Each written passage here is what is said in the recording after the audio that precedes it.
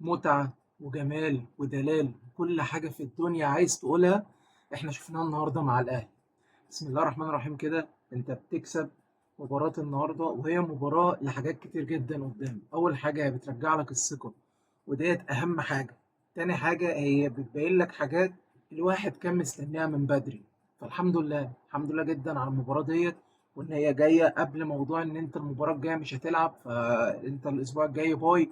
فإيه، فكانت في وقتها جدا والفوز في وقته جدا، وهو دوت أصلا اللي الجمهور بتاع الأهلي مستنيه من الصفقات، مستنيه من المدرب الجديد، مستنيه من اللي احنا فيه ده كله، الحالة ديت كلها. فهنتكلم كده عن كذا حاجة، ونبدأ بيها وهو ريبيرو. أنا أول حاجة هتكلم عنها هتكون ريبيرو. أنا مبسوط إن المدرب اللي إحنا لسه بنتعرف عليه يعتبر بيستجيب بسرعة، ومش في حاجة معينة في دماغه عايز يعملها بالعافية عشان يطلعنا مجرد إن إحنا غلط. مش إحنا اللي هو إحنا، يعني اللي هو أنا وجهة نظري زي كولر كده. كل الناس كانت تقول لي كولر يمين، كولر لا شمال، ما تلعبش ب 2-6، كولر انا هلعب ب 2-6. واثبت وجهة نظري. بدل بدري يا عم كولر، لا انا مش هبدل بدري. فاللي هو تحس ان كانت في خناقه كده. انما ريبيرو بدايتها مع شوبير اللي فيه كلام النهارده يتقال عليه. بس هي البدايه بتاعتنا المهمه في الموضوع كله، ان انت مدير فني. لما جه هو بسم الله الرحمن الرحيم هو مقعد الشناوي.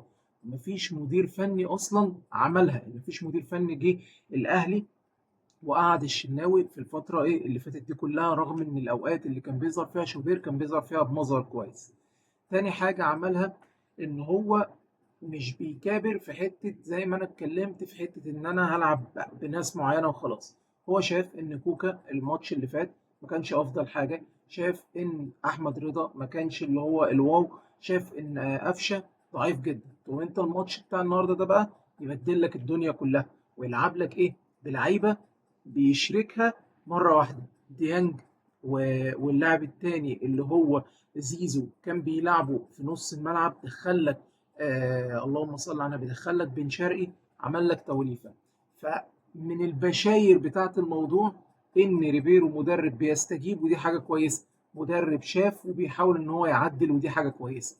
الحاجة اللي انا عايز اتكلم عليها، هنروح لحته تكتيك والجو دوت شويه. هو في ست، يعني يعتبر ان هم 5 ممرات اللي هو تقدر تلعب فيهم عند فرقه الخصم. عندك اللي هو الممر الاولاني اللي هو مثلا بتسميه الممر الخارجي ناحيه اليسار، والممر الخارجي ناحيه اليمين. عندك الممر الداخلي اللي هو ناحيه اليمين وناحيه اليسار، وعندك العمق. هو دوت يعني في اللي هو التمارين وكل حاجه بتتقال في جو ان انت تيجي تشرح وبورد والجو دوت. هي ديت الفكره، ان انت بيبقى الفرقه اللي قصادك ادي بيسموها 5 ممرات، فانت بتهاجم من خلالهم الموضوع ده.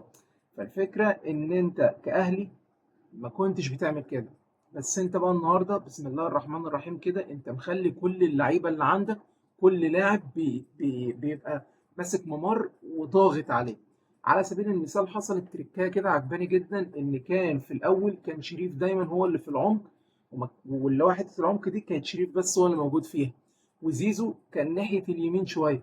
فلما تريزيجيه لقيناه في اول المباراه تريزيجيه جه على غير عدلته ولعب يمين، وبقى بن شرقي بيلعب شمال.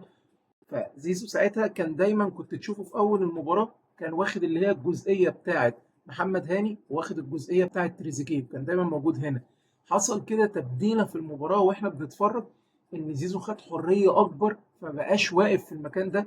ده زيزو بقى هو اللاعب اللي بيجي بيروح ياخد الكوره من نص ملعب، ويبتدي ان هو يطلع بيها لقدام في حته اللي هي الممر اللي هي العمق والجو دوت. هو زيزو ابتدى ان هو يعمل كده.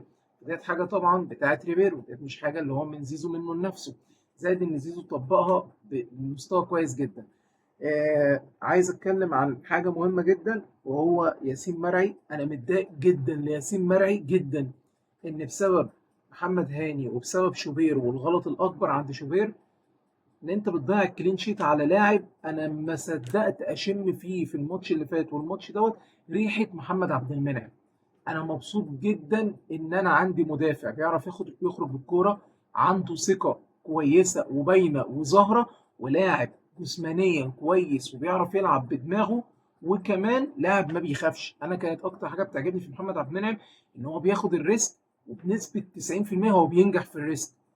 فكان عاجبني ده. هي الكوره كده، انت محتاج مدافع بيلعب لك برجله، يخرج لك بالكوره كويس كده. فياسين مرعي انا شفت ده منه النهارده، وقدم مباراه في كل الثنائيات اللي دخل فيها.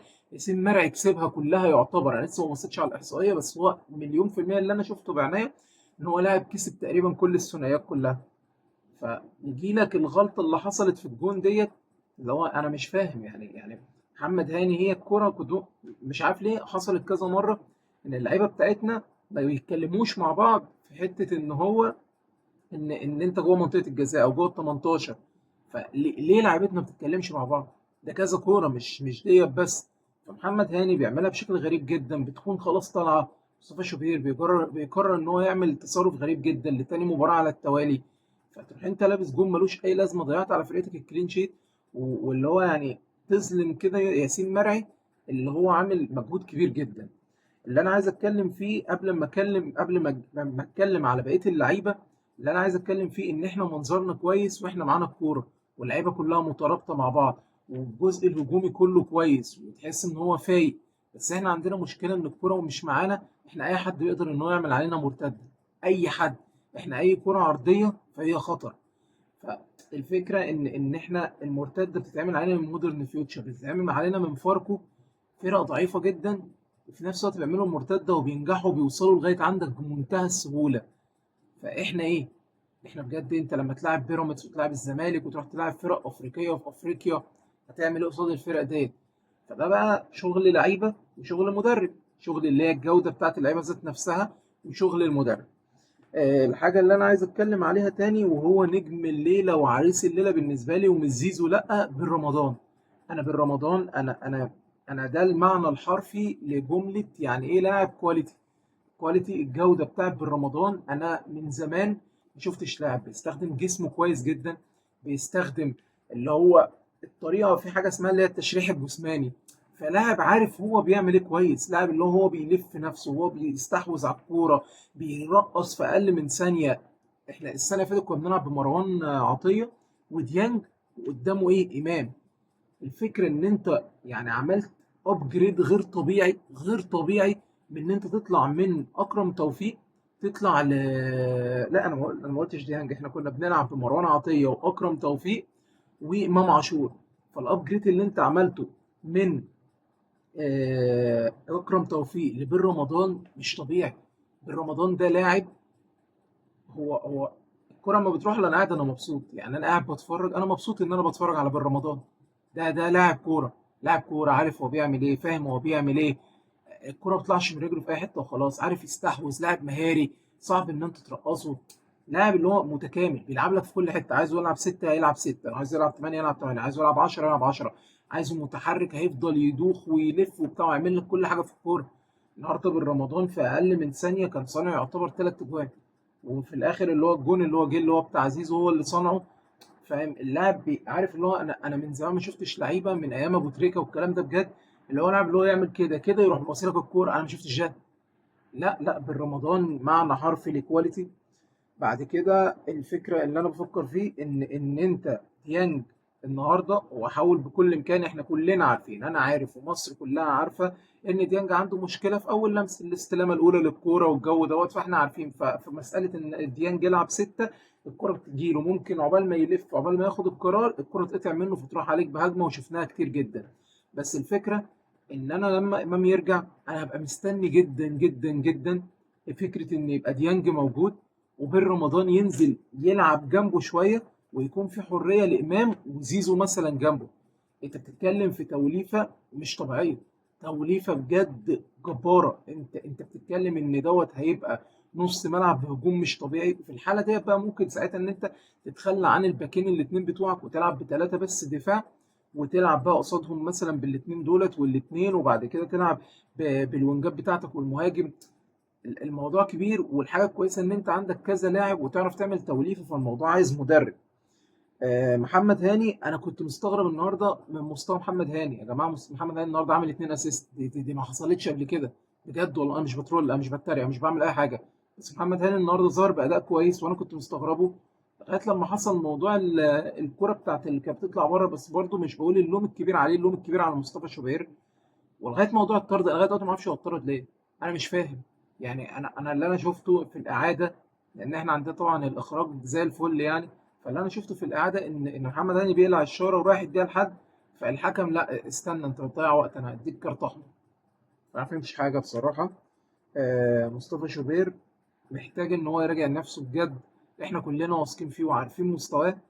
فمعرفش هو ليه الماتش اللي فات وهو بيلعب برجله كويس. انا ما اعرفش هو كان ليه مصمم ان هو يلعب برجله كويس، يعني مصمم ان هو يكررها كتير قوي. فتسببت ان انت بيخش فيك ايه، الجون اللي هو دخل اللي هو كان بتاع حسام حسن. ما فهمتش حاجه النهارده. مصطفى شوبير اللي هو الكوره، يعني انت ولا اتكلمت مع هاني، ولو اتكلمت مع هاني فهاني خلاص طلعها. فانت يا تلحق الكوره وانت واثق ان انت تلحقها، يا اما خلاص سيبها. انما ايه الترجيعه اللي انت رجعتها دي؟ ملهاش اي ستين لازمه، كلفت فريقك هدف وخرجتك من غير كلين شيت. تريزيجيه النهارده، انا عارف ان تريزيجيه كان بيلعب مش في عدلته، بس الفكره كلها معايا ان انا مستني كتير قوي من تريزيجيه لسه. ولو ان النهارده شفت من تريزيجيه حبه نشاط اكتر رغم ان هي مش عدلته، بس انا شايف من تريزيجيه نشاط، وشايف ان هو عايز يعمل حاجه. وانا اتمنى ان هو يجيب فورمه ويسجل المباريات الجايه. عشان تريزيجيه انا عارف ومتاكد وشايف وشفت ان تريزيجيه لاعب كبير، بس انا مش عارف هو من ساعه ضربه الجزاء وهو مش موجود. فكرة بقى بن شرقي والأهمية بتاعته وكل حاجة خاصة ببن شرقي. يا جماعة بن شرقي ما ينفعش يقعد دكة. والنهاردة شفت بن شرقي بيعمل أدوار جديدة أول مرة أشوفها تنفي الكلام اللي كان بيتقال قبل كده. بس دوت مش هينفع مع بن شرقي طول الوقت.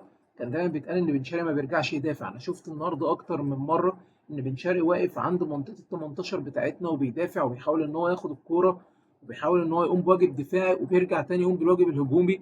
فده بيدل إن بن شرقي بيحاول يعمل الاتنين مع بعض. بس انا في نفس الوقت انا مش طالب من بن شرقي دفاعيا بجد. انا عايز بن شرقي هجوميا. شفتوا النهارده كلكم بن شرقي اللي في اول نص ساعه ما كانش اللي هو الافضل، بس بن شرقي بعد كده يا جماعه بن شرقي المدافعين كلهم، بن شرقي ده لو مسك فورمه بجد وفورمه مباريات، بن شرقي ده هيفرق. هو فارق اصلا. هو بن شرقي الوينج الوحيد اللي عندك اللي بيعرف يعدي واحد على واحد. هو الوينج الوحيد اللي عندك اللي بيعرف يسيطر على الكوره وهيروح بقى يمين وشمال. فانت ما عندكش وينج كده، ما عندكش وينج كده، فاهمني؟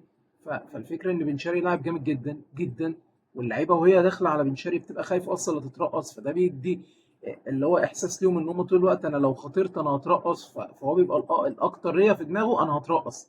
فدي حاجه في مصلحتك انت وفي مصلحه بن شرقي. فمش عارف، مش عارف بجد. فكره ان انا اشوف بن شرقي على الدكه تاني انا مش عايزها. زائد ان هو فكره ان انا الزمه مثلا ان هو يرجع دفاعيا فيأثر لي في الجزء الهجومي، انا مش عايزها. احنا نتصرف دفاعيا ورا، بس هجوميا لازم بن شرقي يفضل هجوميا موجود، لازم يفضل في التشكيل. شفت النهارده بواحده عدى دخل هوب لزيزو هوب جون. هو ده لاعب الكوره.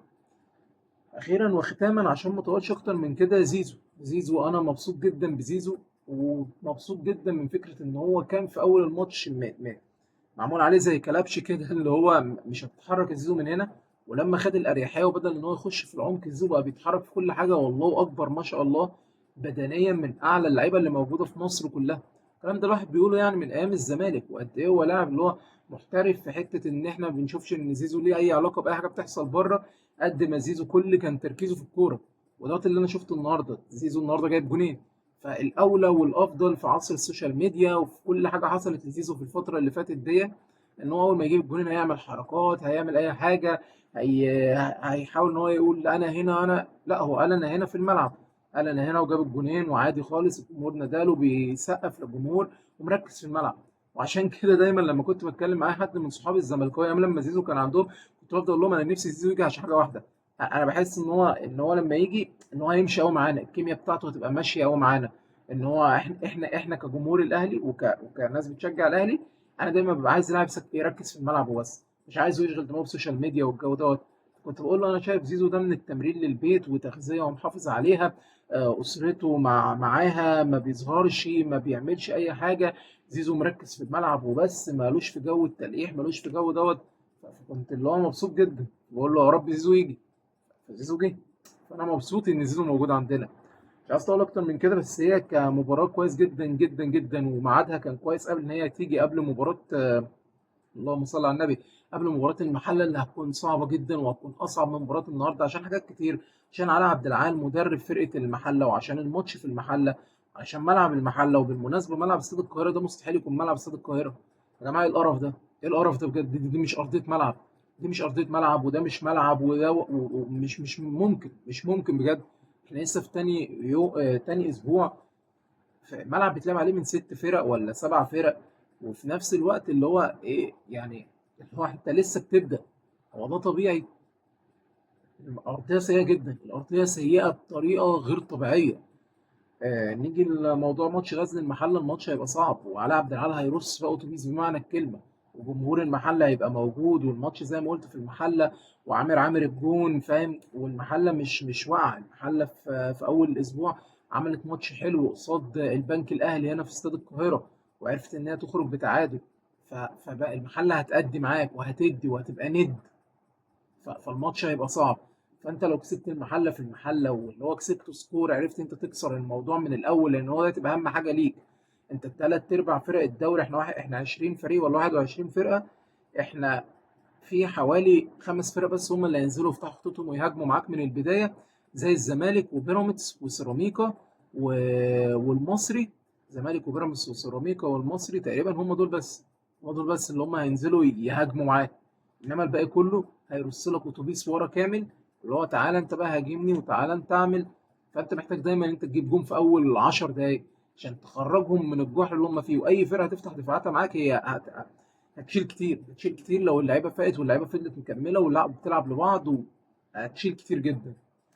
بس فاتمنى ان احنا نريح الاسبوع دوت تمام، تلعب ماتش المحله وتكسبه، لان لازم تكسبه. بعد كده في ماتش بيراميدز هو تقييم حقيقي للعيبه، تقييم حقيقي لريبيرو، فالموضوع هيبقى فارق جدا. فيا باشا بقى العب الماتش دوت واكسبه كمان ان شاء الله، علشان تعرف ان انت تروح المعسكر بتاع المنتخب عشان ترجع بقى تبدأ البداية الحقيقية للدوري. انت ترجع بقى تفضل بتلعب لغاية مباريات كأس الأمم. فانت لازما ساعتها برضو يبقى عندك بلان ان انت رايح كأس الأمم وانت اول دوري، مفيش خسارة، ما ينفعش فرقة زي دي تخسر. مش بنبالغ، بس ما ينفعش. الخسارة موجودة بس ما ينفعش. مش عايز اطول اكتر من كده، كنتش عامل حساب ان انا هتكلم كل الوقت دوت بصراحه، بس الماتش فيه تفاصيل كتير. وبرضه هفضل كده ارجع اتفرج على الماتش تاني وبرواقه تاني، وهنطلع كده حبه حالات نتكلم عنهم ان شاء الله في فيديو جاي او في بوست هنبقى ننزله. ف زي الفل، الحمد لله مكسب النهارده. فالف شكر يا اهلي، وشكرا على الليله الجميله دي. شكرا زيزو، بين رمضان. استني منكم كتير جدا. سلام.